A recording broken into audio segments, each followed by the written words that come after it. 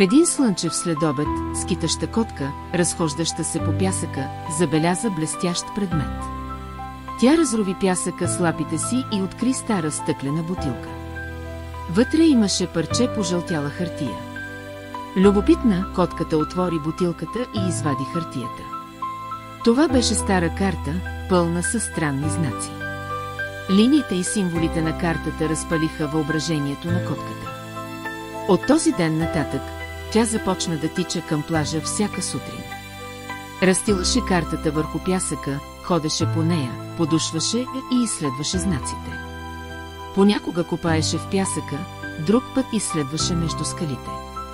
Въпреки че никога не намери истинско съкровище, това търсене се превърна в вълнуваща игра за нея.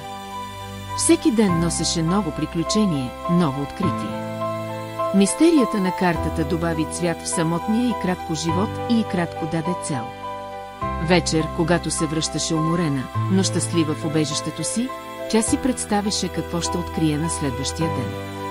Тази стара карта беше превърнала обикновената скитаща котка в изследовател на собствения и кратко свят.